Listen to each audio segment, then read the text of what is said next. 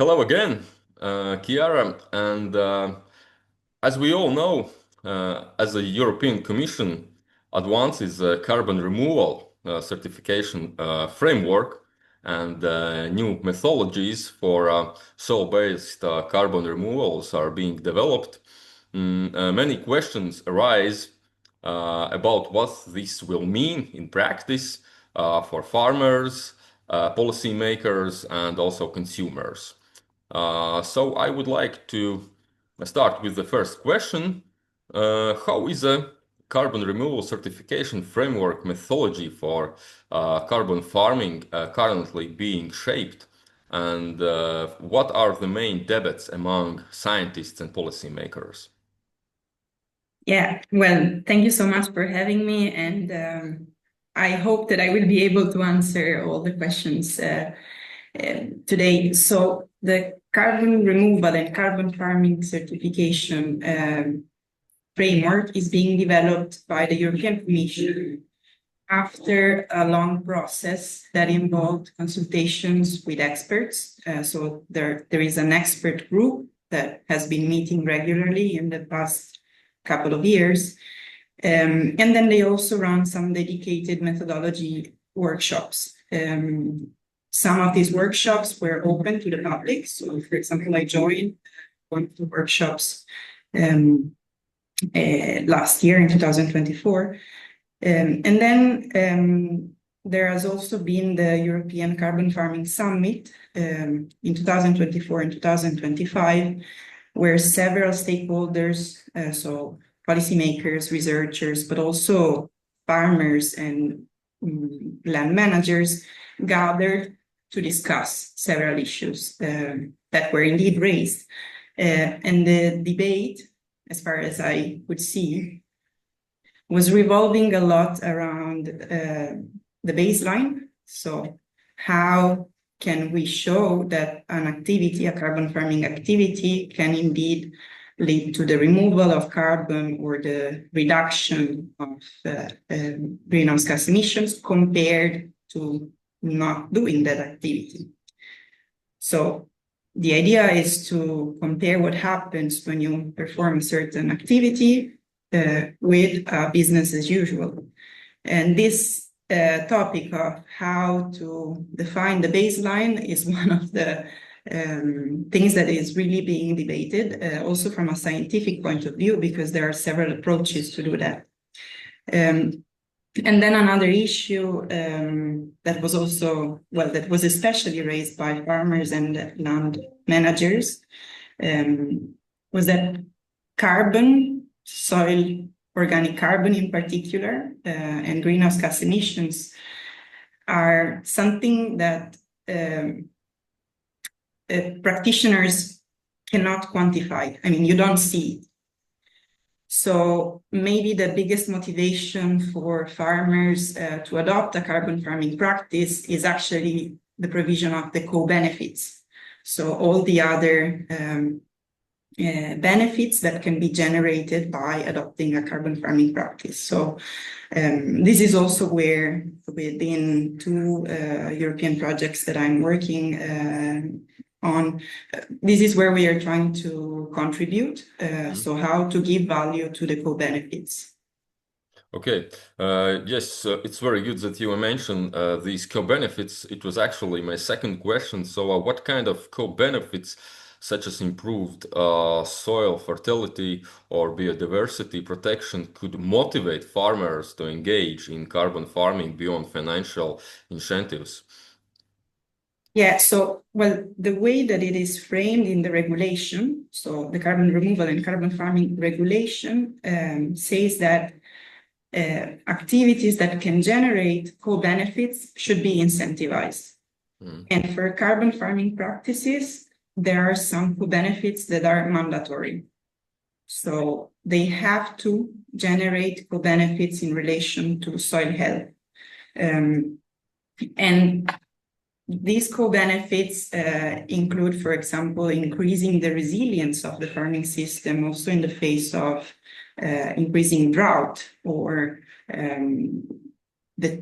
all the changes that are related to climate change. So the main co-benefits that are a motivation for farmers to adopt carbon farming practices are the ones related to the ability to adapt to climate change. And then other co-benefits that are maybe a little bit more, again, a bit more difficult to see are the ones related to soil biodiversity, for example.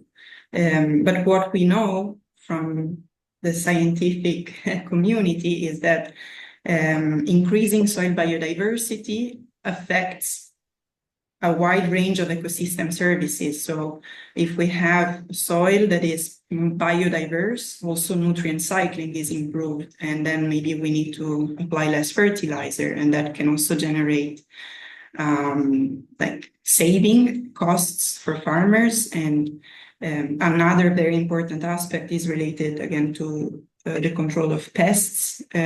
So if the soil is healthy, then maybe also soil-borne diseases are less, and less pesticides are required, and so on. So there are really a lot of co-benefits that should be valued beyond the financial aspect, which is also relevant. Okay, and how would you describe the current situation from the farmer's side? They already know about these new regulations and how they are reflecting at the moment. Do they see that this system gives them additional income, or do they think mostly that this is more bureaucracy for them? No, I don't think that the information is very clear at the moment, but this is also because the methodologies are not finalized. So I think that when we will have the final versions of the methodologies, then probably a lot of doubts will be clarified. But at the moment, again, I mean, for example, this issue about the baseline is a big concern because it could require a lot of effort, like in practical terms. Measuring could be really time consuming and also expensive. So for now, probably the perception is that this is a lot of bureaucracy and that something that could generate additional costs. But something very important to remember is that in any case, this is a voluntary market. So farmers will not be obliged in any way to do any of the procedures that will be foreseen by the carbon farming certification framework. So it's on a voluntary basis. Okay, and if you look at this situation, at this issue from the nature perspective, for example, what happens if a farmer captures carbon one year but loses in the next year due to droughts or other natural factors? Yeah, that is a possibility indeed. And in the methodologies, the Commission is including also some buffer mechanisms to account for these possible reversals. But one thing to also here to highlight is that changes, especially in soil carbon, changes in soil carbon should not be assessed on a yearly basis. There is like a 5-year time period. So variations from one year to the other are not really something that can be detected easily. So when you increase a little bit the time span, maybe very small variations are not significant anymore. But again, some buffer mechanisms will be included. Okay, and if we are trying to look from the consumer's perspective, for example, will this initiative affect food prices? Should consumers expect to pay more for greener agriculture? Well, this is my perception now. I think that the idea is more or less the opposite, in the sense that, again, it's a voluntary market, and farmers that perform well will have additional income coming from another source. So it should not really be reflected in the price of food. But then exactly how it's going to work, I also don't know. I mean, it will depend a lot on the market. But I think the idea is more or less the opposite, so that it's not the consumers who pay Okay. sustainable practices. Um, and of course, if we are looking at the initiatives in the European Union, one is when this initiative is putting on a paper, and another thing is how to implement in the practice. So my question is, what exactly will each European Union country, for example, Italy or Latvia, have to do to make sure the system works in practice, not only on paper? Yeah, well, member states are included now in the process of defining the methodologies, in the sense that in this expert group, there are representatives from all member states in Europe. But then in practice, they will have to provide guidance for farmers and make sure that also the reporting and the registries are aligned with the European standards. So yeah, they will have a very important role in supporting the farmers. Okay. And at the end, what is the actual timeline at the moment for this initiative?